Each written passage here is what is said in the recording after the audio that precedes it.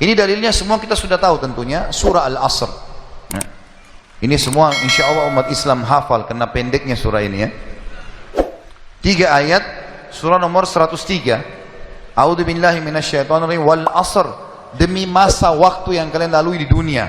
Innal insana lafi khusr, semua manusia pasti melalui kerugian.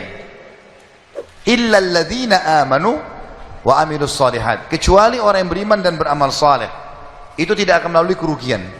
Allah akan berikan dia jalan keluar dari masalahnya, dan kalaupun sampai ada sesuatu masalah atau program atau proyek dia tidak dapat, berarti baik buat dia.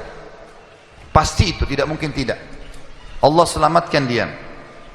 Wa tawasaw bil haqqi wa tawasaw bis sabr, maka saling mewasiatkanlah kebaikan ini dan kebenaran ini, dan saling mewasiatkanlah agar sabar selama hidup di dunia, karena kalian akan menuju ke akhirat.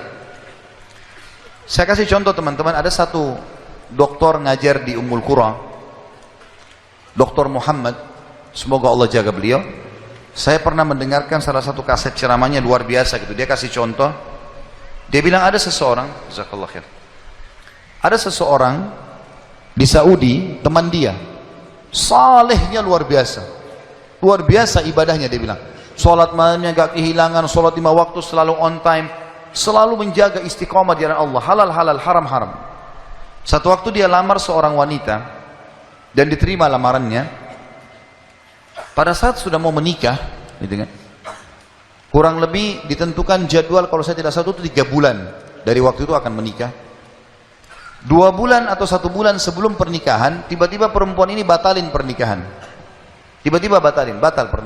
nggak jadi nikah. Laki-laki ini bertanya kepada calon mertuanya, ada apa? Saya juga nggak tahu. Ditanya perempuan ini oleh orang tuanya, kenapa nak? Malu keluarga? Enggak, pokoknya saya nggak mau nikah sama laki-laki ini.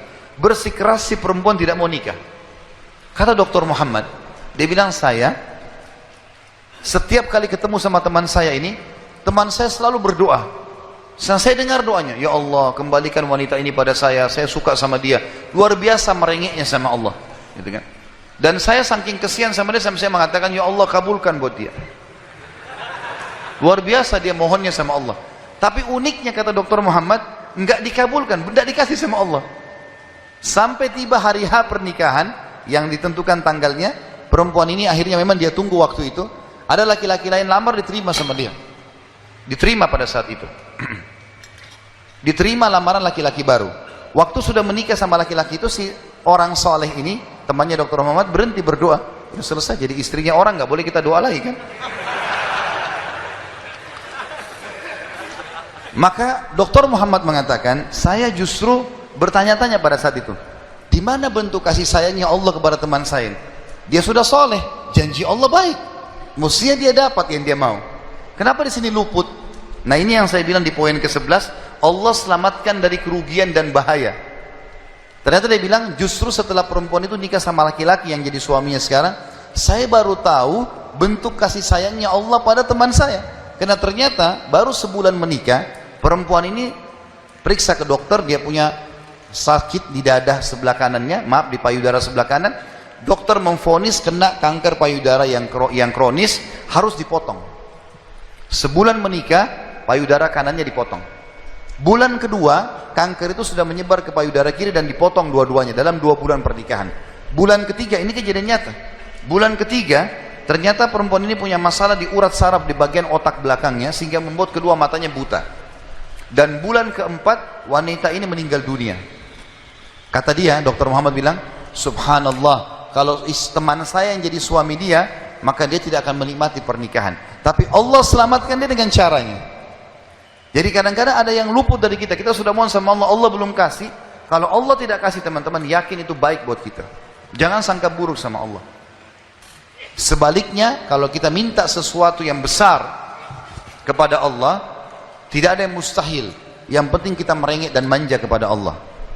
Dalam kisah yang lain di Yaman, dan ini sempat kisahnya menghebohkan Timur Tengah, anak muda hafal Quran, matanya buta. Anak ini dari kecil tidak pernah sekolah, dia ditinggal di rumah, tapi orang tuanya panggilkan guru ngaji, dia hafal Quran. Satu waktu umurnya mencapai sekitar 25 tahun, dia berpikir untuk menikah, punya perasaan fitrah manusia, walaupun dia tidak melihat, dia ingin menikah. Setiap kali dia bicara sama ayahnya masalah pernikahan, ayahnya bilang, nak, siapa yang mau menikah sama kamu?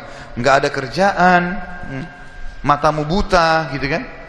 Kalau misalnya ada orang yang simpatik, baru kita bukain pintu itu. Anaknya selalu merasa terpukul. Apa yang terjadi? Dia berdoa sama Allah. Dalam kisah ini dikatakan, dia cerita tentang dirinya, dia bilang, saya berdoa selama sebulan. Sebulan penuh berdoa. Mohon-mohon sama Allah. Kasih ya Allah, nikahkan saya. Dan doanya begini, ya Allah, karuniakan saya wanita yang paling cantik di Yaman, yang paling pintar, yang paling kaya.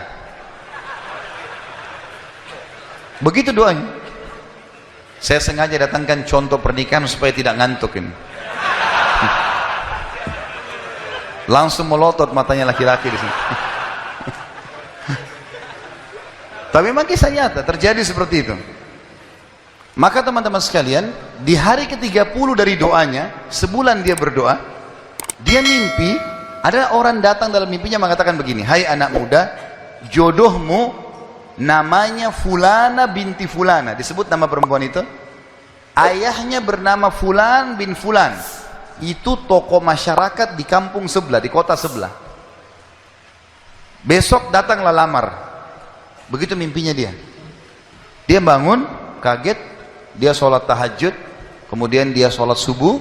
Habis sholat subuh dia ikut ke masjid, buta matanya pergi sama ayahnya ke masjid. Pulang dari sholat subuh dia bilang sama ayahnya, ayah, ada enggak kota di sebelah kita ini namanya kota ini? Kata ayahnya, ada. Ada enggak orang namanya Fulan bin Fulan, toko di situ? Kata ayahnya, ada. Ini dalam mimpi disebut ini. Dia enggak tahu kota itu, dia enggak tahu orang itu. Kata ayahnya, ada. Itu toko masyarakat terkenal di sana, orang kaya raya. Ada enggak anaknya namanya Fulana binti Fulana? Kata ayahnya, ada. Kata dia, lamarin buat saya ya. Kata ayahnya, apa kau sadar yang kau ucapin? Perempuan ini terkenal karena cantiknya, kayahnya, pintarnya. Laki-laki kalau datang ditolak-tolakin sama dia. Kamu gak ada sekolah, buta mata, kita juga orang pas-pasan. Dia bilang, ayah, saya mimpi begini. Dari mana saya tahu nama kota itu? Saya gak pernah tahu. Dari mana saya tahu namanya, nama anaknya? Ini mimpi, suruh saya lamar hari ini. Ayah bilang, baiklah kalau gitu, kita coba. Tapi pertaruhkan nama keluarga ini. Bisa diterima, bisa ditolak. Dia bilang, pergilah ke sana. Disambut, diterima oleh orang itu. Subhanallah, ini kisah nyata ya, menghebohkan Timur Tengah kisah ini. Luar biasa. Maka pada saat itu, masuk ke dalam rumah, disambut dan segala macam. Tuan rumahnya tanya, iya ada keperluan apa? Dia bilang, ini anak saya buta matanya tapi hafal Quran, disebutkanlah kebaikan-kebaikannya. Entah kenapa dia minta melamar anak anda karena dia mimpi semalam. Anehnya si calon ayahnya si perempuan ini langsung bilang, saya terima lamarannya. Tiba-tiba kisah nyata begitu. Yang ayahnya si laki-laki bilang, kenapa anda spontan terima? Dia bilang, karena saya juga mimpi tadi malam. Loh, kisah nyata. Dia bilang, saya juga mimpi tadi malam, kalau hari ini akan datang anak mantu saya, namanya nama anakmu ini. Cirinya dia. Matanya buta, hafal Quran, dari kampung sebelah kota kamu. Begitu mimpinya, luar biasa. Maka dia bilang, ayahnya bilang, tapi saya tidak tahu. Ini kan pagi-pagi, tadi habis sholat subuh, siap-siap datang. Dia bilang, saya belum, kata ayahnya perempuan ini, saya belum tanya anak saya. Tergantung, anak saya terima ya sudah, kalau enggak ya enggak. Kata mereka, baiklah. Masuklah si ayah ke kamar anak perempuannya. Ini ayahnya ini sudah biasa, begitu ditanya, nak ada yang minta, saya nggak mau. Sudah biasa, nolak. Kata dia, nak, dari kampung sebelah, kota ini, kampung ini ada si Fulan, matanya buta, mau melamar kamu. Anak perempuan itu bilang apa? Ayah nikahkan saya. Terima lamarannya. Kata ayahnya, bagaimana? Kau belum lihat orangnya? Dia bilang, tadi malam saya mimpi. Kisah nyata loh. Si perempuan itu mimpi. Mengatakan akan datang jodohmu besok, namanya Fulana bin Fulan, dari negeri kota sebelah, buta matanya, hafal Quran, terima lamarannya, karena itu suami terbaik. Menikah gara-gara itu. Makanya sahabat dalam berdoa. Kita ini kadang-kadang atau antum ini sering berdoa baru 2 kali sudah ngomel sama Allah. Sebulan orang berdoa, beberapa hari, sabar. Jadi minta sama Allah tidak ada yang mustahil. Gitu kan? Satu sisi yang lain, kalau kita sudah minta Allah belum kasih, berarti bukan Allah benci sama kita, justru Allah mau selamatkan kita, sebagaimana kisah tadi wanita yang buta itu. Ini namanya contoh orang selamat dari kerugian. Allah selamatkan dengan caranya. Masuk dalam semua lini teman-teman ya, proyek yang kita dapatkan dan semuanya ini termasuk kebaikan.